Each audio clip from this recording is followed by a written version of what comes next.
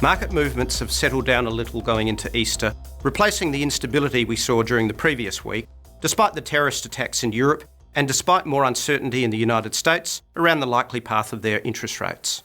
Some of the wild moves we've seen in commodity and currency markets have stabilised, which is welcome, and stock markets are actually in positive territory now for 2016 in the US after the disastrous January and February period.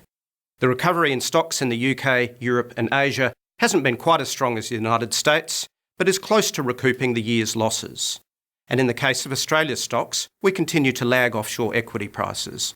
But as our RBA Governor Glenn Stevens noted in his speech last Wednesday, the terms of trade boom peaked 4.5 years ago, which has hit the federal government's fiscal position, making budget deficits the norm, but it has also hit real incomes and forced a significant transition in our economy, which naturally challenges a range of businesses, industries and regions.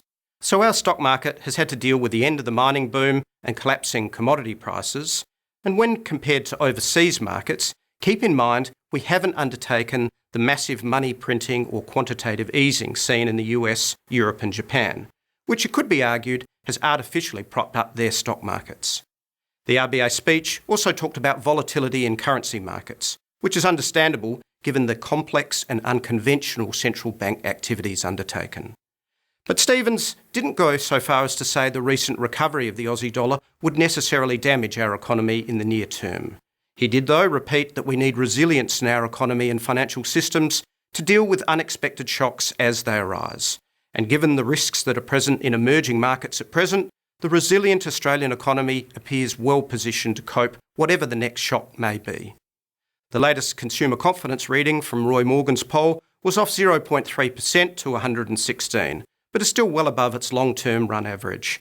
And part of the survey covered confidence in the economic outlook, which has steadily improved over the last 2 months.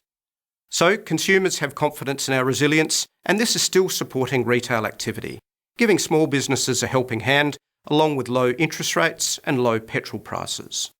With the odds shortening for a July 2nd double dissolution election, it will be interesting to hear the flow of election promises from both sides and how they can support businesses and consumer demand, including any tax changes.